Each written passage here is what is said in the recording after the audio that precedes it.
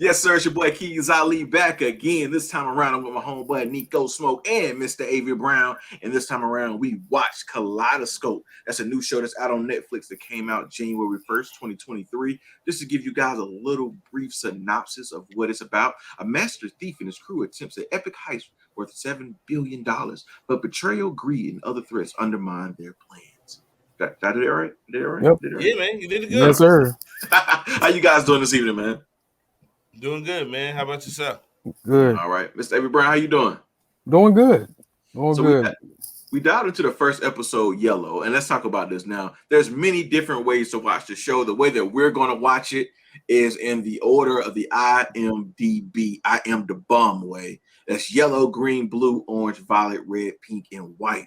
But you know, our researcher, Mr. Neko Smoke, who always has the hard-hitting facts, found there's a couple other ways to watch the show. Neko, can you let us know those other ways?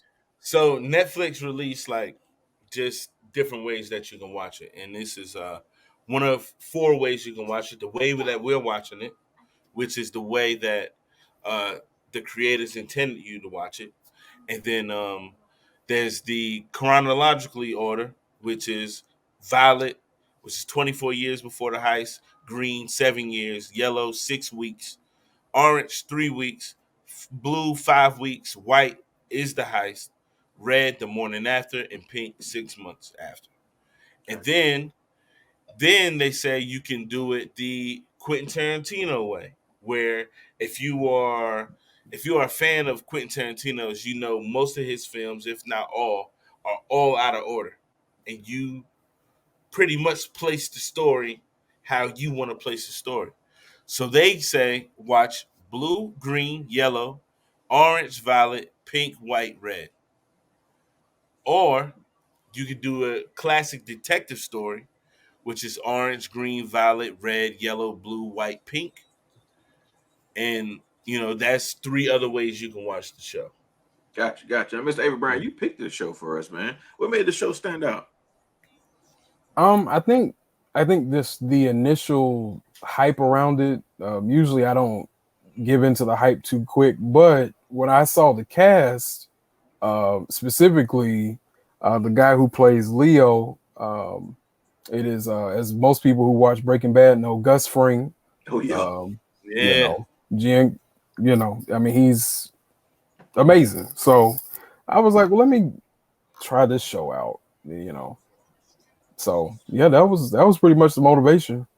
Gus also played in is it not American Gangster, the Godfather show with I don't say Forrest. Godfather of Harlem. The Godfather of Godfather of Harlem. Harlem. He's in that one too, right? I believe so. He's playing He's in like man, he in all types of stuff, bro. is he? Yeah. This is like the 3rd thing I've seen him in. Do the right thing. What? For real? Yeah. Have you not watched Do the Right Thing? The Spike Lee joint? Yeah, he in Do the Not Right. a fan of Spike Lee fan. He in a bunch of Spike Lee joints. I gotta go back and watch them. You gotta put me on Yeah. list. Yeah, man. Fresh? Have you watched Fresh? No? Is there another Spike Lee joint?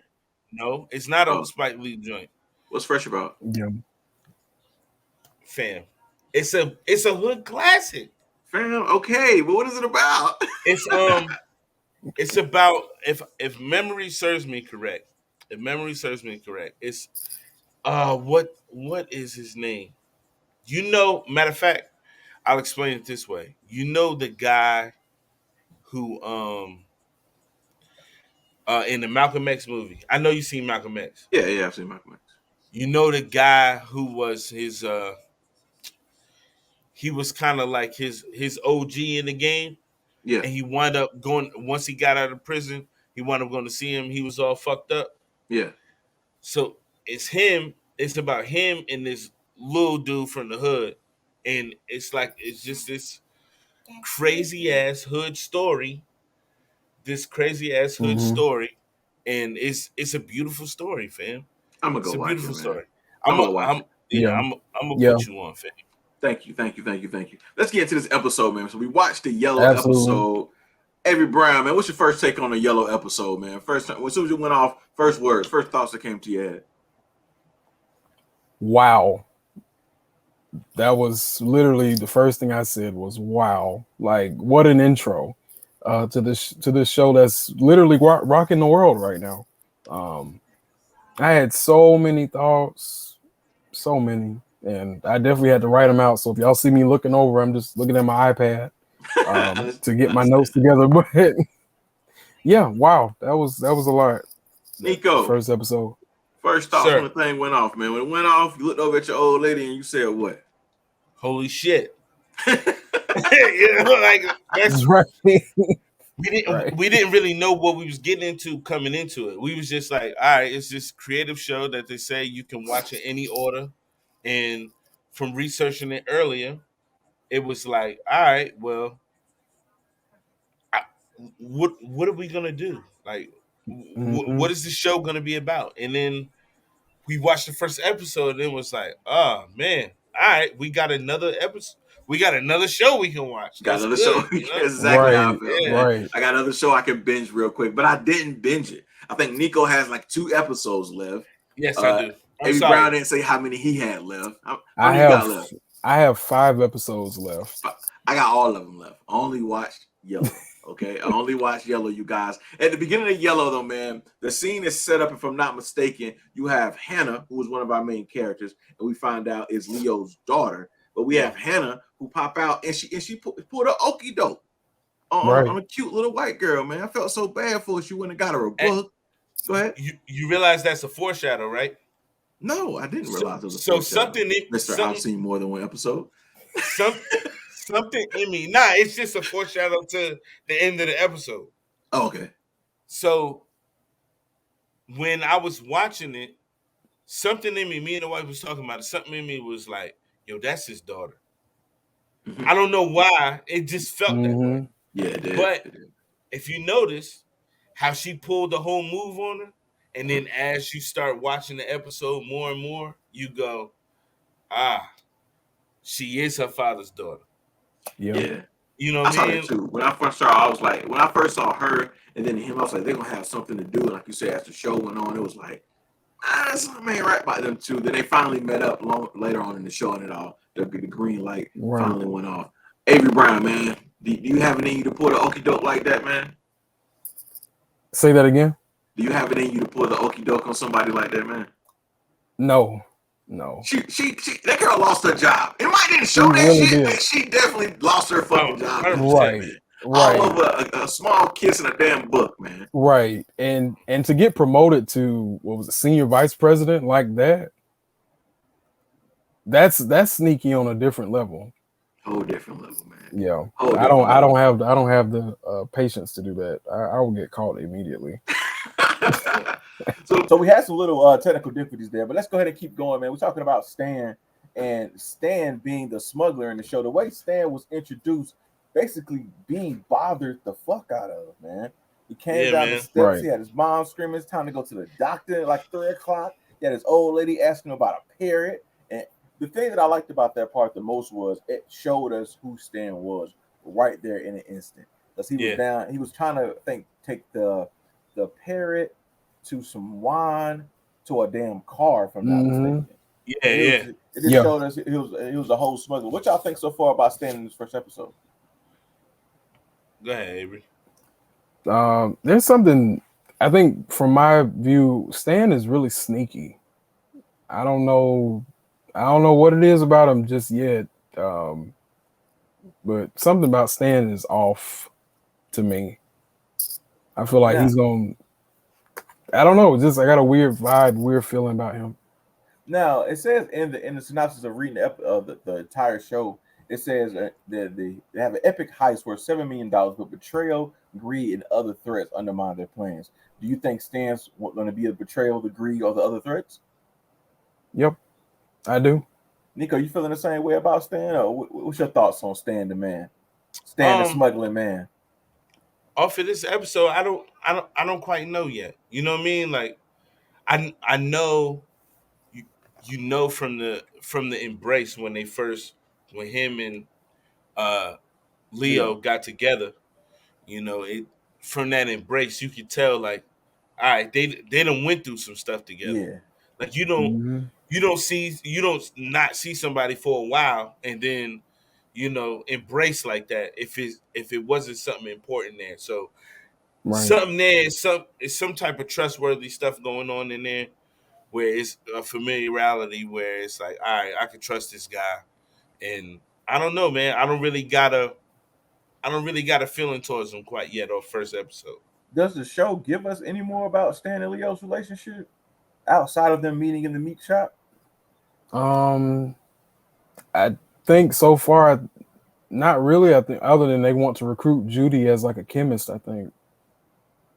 Got you. Now Judy. It goes from there to them actually getting their crew together. You got Leo as the leader. You got Stan as the smuggler, and I think it goes into Stan meeting up with Judy, and it seemed like there's some type of tension there as well. Like they know each other from the past, and then the asshole Bob pop into the picture. What y'all think about Bob, man? Oh, that's the grimy one. Oh, yeah. I think he's not going to be the grimy one. I think Bob is going to be the one that at the end of the show flips it out to be like, he's the good guy. He's the one that's going to hold it down. Cause I think they're trying to deceive us in the beginning, no? Maybe. It's possible, but Bob is very obnoxious. He's very obnoxious, though. And what do y'all think happened between Judy and Stan? Because as you can tell, there's something there. She walked in and said, oh, okay, you got the new earring. You could tell there was some tension. What y'all think? And Neko, don't tell us if you know. Just tell us what you think when you saw the episode, fam. Everything that I speak will be from episode to episode. Okay. It's nothing with the mind of what's happening, what I know happens. Right. This is all on the episode. But per this episode, you can feel like that's got to be like an ex, like we dealt with each other in the past. It was like petty shit. It's the petty stuff that we talk about in the group chat. Like, it's just something there. Like you said, there's some kind of tension there. You can tell him and Bob had some situations too, because Bob said, I told you not to leave New York, and now you in Philly. Like, now you in my fucking town. So it had to be. I want to know we're going to see it in the next couple of episodes, some kind of flashback, or as it going back, got 6 weeks, 3 weeks, 7 years. Maybe we'll see something in the 7 years episode, which is our next episode, to tell us. Yeah. Yeah, it's possible. It's possible. Now, what y'all think about the whole Judy and Bob intro into the show? It looks like somebody had broken into a FedEx that she was working at, and she had him saying, I'm a dumbass, I'm a stupid dumbass, or something like that at the in the interrogation room. Y'all seen that scene, man? Tell me the thoughts that came to your head when you first saw that. I was like, is this their attempt to be funny? Because I was like, I didn't know whether to laugh or I don't know. It was weird. It was weird. I was like, what is this? I don't know what to say about this. Because the way the show was set up, I said, man, it's something that's missing, and we obviously gonna pick it up at another point. Yeah, that's what I concluded with too. If the show wasn't presented by you in a way like Keiz, the show you can watch it in any order, it's a lot going on, it's all over the place, I probably would have cut it off right there myself. Because it was just like, what are you doing? What are you attempting to do? Right. Neko Smoke, you ever been in a lineup like that before, my friend? No, sir. And I don't want to be. But the thing is that lineup all criminals, or is it like one criminal and 3 people that look like him? I've always wanted to know that. It's one criminal and then people that look like him. Oh man, it never showed what happened off of that. Because she obviously didn't pick him, but he obviously was the person. So then a random person go to jail or did the cop? Like, it didn't make any sense. It's too many loose holes in this shit. It really don't matter because that's not what the story's about. You think this is how the show is going to be? True. Like they're going to keep leaving us like cliffhangers like that? Yeah, like because the awesome thing about this first episode is the reason why I want to get into like short films and stuff. Because there's so many things, like you said, that you see, that you notice, that they never come back to. And the reason being is because that's not what it's for. That's all there to distract you. It's all a distraction. I don't like shows like that though, man. I love shows like that because I need my shows to sew up every loose end.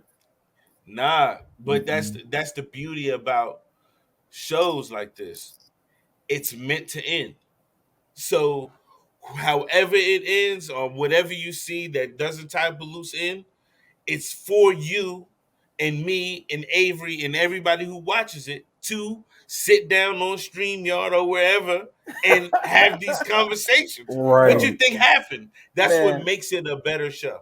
what put Fargo and episode season 1 of Fargo in my top list of all television shows is because when you turn on Fargo, any loose ends are going to be sold up at the end. Every single question you have on the season finale, you're going to know what's happening. So shows like this have me like, fuck that, man. What happened to the girl? Like I said at the beginning, what happened to the girl? Did she lose her job? Like, did she get fired? The girl that she stole the badge from? We never know what happened to her. We never know about her. Man, I'm sorry. I need to know. Show ain't about her, fam. I need to know about that. Next person that popped up, if I'm not mistaken, correct me if I'm wrong, was Ava. And she took him to the house. What's going on with Ava and Leo, man? I think he did bash that a couple times in his life. I think so. It's the same tension, bro. It's the same tension. There was so many sexual innuendos in there, like the dogs talking about they fighting a fucking.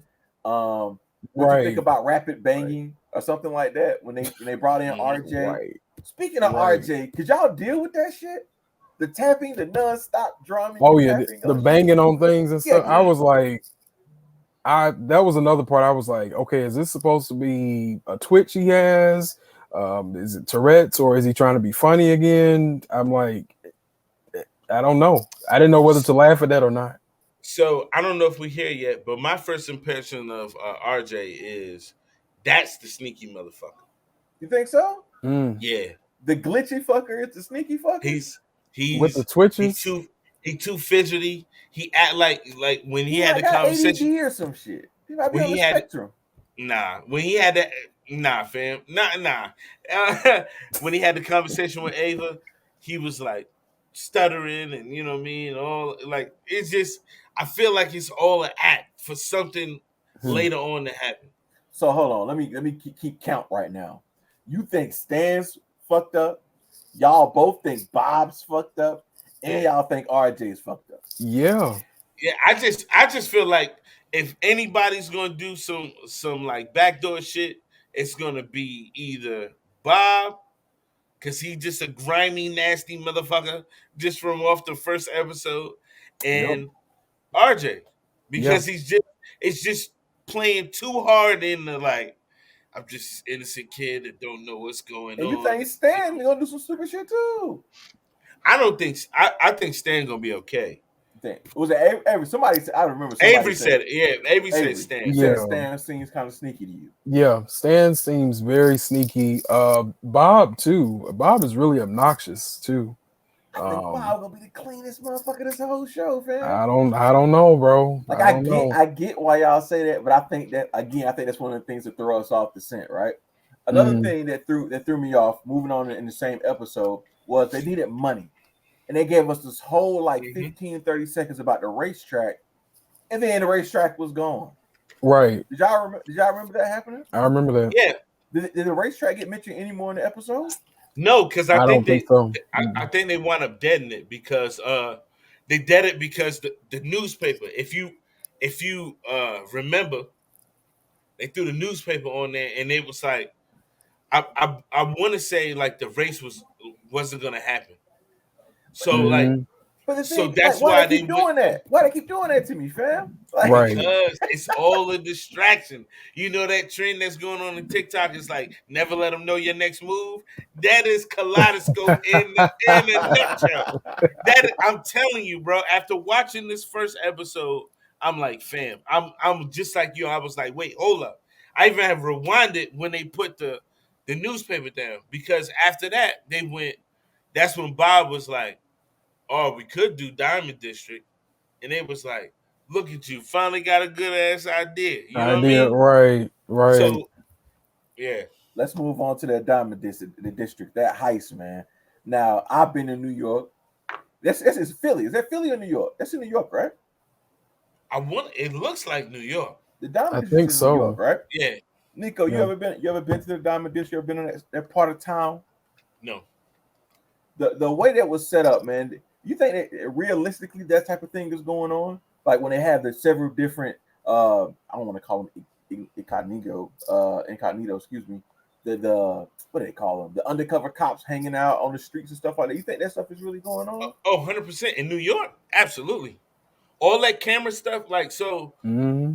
A lot of how the structure is in the show is like very real. Like all the camera setups and stuff, it's Yeah. cameras everywhere.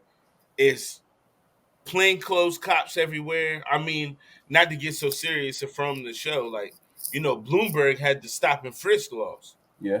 Where they can plainclothes cop will just stop and frisk you, and what I mean, whatever. They Right. got rid of it, but still, there's plainclothes cops out there everywhere. I mean, it's one of the biggest cities in the world. You got to expect that. Just based off this mini heist, man. Are y'all really excited for the big heist? What y'all thought about the mini heist, man? Using the smoke, fogging up the area. What y'all think about that? I thought the heist was, for how it was executed, I thought it was really good. It didn't. The heist ended up going well. In this, I guess I could call it the intro episode. I guess the only thing is that Bob thought that Bob had grabbed one thing. I don't remember what it was. It's like a brooch. Yeah, and then he thought he was bleeding or something, and that something like that. But outside of that, I think the heist went well. But with Bob, that's again Bob fucking up again. Yeah. So to me, I feel like when I said something about the foreshadow earlier that I picked up in the first episode, where Hannah was stealing, it pretty much did a whole setup, and then at the end you find out who her daddy is, who's setting up this whole shit. Right. And with that, I just felt like, okay, this got to tell me something, because everything was in the bag. They had everything. They had all the stuff that they needed, but he needed to take this one last bracelet that was shaped like a butterfly, and he just had to fucking have it. And it's just greed. Right. Like, you can just see it all over Bob. Bob is a greedy asshole. I'm trying to tell y'all, on episode White, Bob is going to be the straight shooter, man. He gonna learn this lesson from this one, man. They almost got caught. They literally almost got caught because of Bob in this one. Because of Bob. And the show was almost over. But I really believe that Bob is going to be the straight shooter. So yeah, like you said, man, toward the end of the episode, it was revealed Hannah and Leo, they father and daughter. Their relationship seemed pretty cool. It sounded like she in on everything, and they're trying to hit this big lick. What's y'all last thoughts on the episode? What y'all thoughts going into what's the next episode we got? It's Green. What y'all thoughts going into episode Green, which is 7 years before the heist? Go ahead, Avery. I honestly don't know. And you know what? To Keiz' point earlier, you know what? Keiz wants every show to have a perfect ending, and some shows don't end like that, fam. I'm sorry. The Sopranos is a good example of that. If you watch The Sopranos, I know Keiz, you have not, and we'll talk about that later. But the last episode of The Sopranos didn't end the way that people thought it would.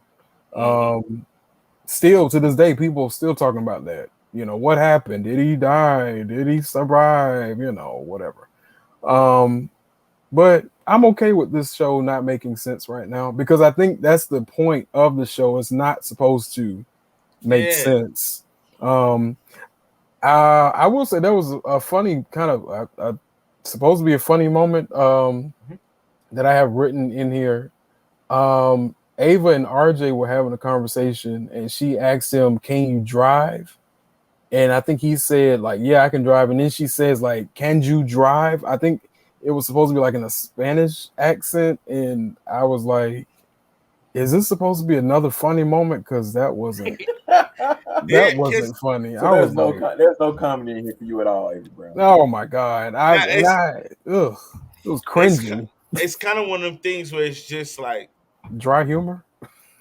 Yeah, it's a little bit of that, and it's just like it's a bunch of criminals who don't really know how to interact with each other. Yeah, you know what I mean? Like they so jokes are like not landing, and I think it's pretty cool, man. I just think going forward from this episode, I have no clue, and that's why I like it so much. I like the fact that all this shit is out of order, and I have to finish this shit so I can know what happened.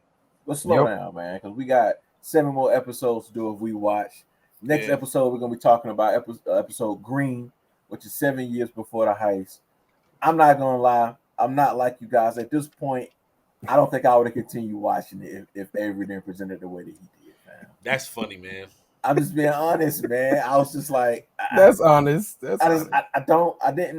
It didn't do it. I mean, it did it for me. I want to continue to see what happened, but it's the little small things. Like I said, did the girl get fired? The love interest. I want to know, like, yo, did they smash? Like, what's up? Like, Right. why all this tension here? Well, with the tension and stuff, of course, with them going 7 years back and 24 years back, and you know, like 3 weeks, and you know what I mean, all that stuff. Like, I'm sure the more you get, the more you see them interact with each other, more it's gonna come out. It has to. Has no choice. Long as you in the room with somebody, the more you're gonna talk, the more it's gonna get out. So especially, you know, 7 years before all of this, I'm sure they're gonna explain even more. Got you. Last thoughts, Mr. Avery Brown. On episode Yellow.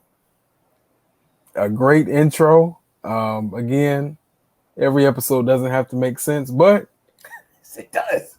In the grand scheme of things, because this is a limited series, it's going to end. It's going to end. It may not end the way that you would personally prefer, but there's going to be an end. So just stay tuned for the next episode, Keiz. Neko Smoke, final words, my friend. Hey, man. I'm so glad we're doing this because this is awesome. This is my bag. This type of, I mean, Keiz know this. Avery, you don't know this. I found a book. Mm-hmm. I found a book that it's like 100 pages long. Mm-hmm. Each page is out of order. Wow. Each page is out of order, and each page is a different chapter. Oh, so wow. It's one-page chapters, and it's only been solved by 4 people since 1930. Wow. Like 4 people ever. Nice. And what you gotta do is there's 6 people who died, and 6 different people who did it. Mm-hmm. You gotta put all of those people in order, and you have to put each page in order. Nice. So this type of shit here, where everything is all out of order, this is how my brain works. And I know it drives Keiz crazy. I love it. It drives him crazy, but this is how my brain works. It's a puzzle. I gotta put it together, but the final product, I just know is gonna be great. Absolutely. What if the final product isn't good, Neko? What if the final product isn't satisfying, Neko? Then you wasted all that damn time.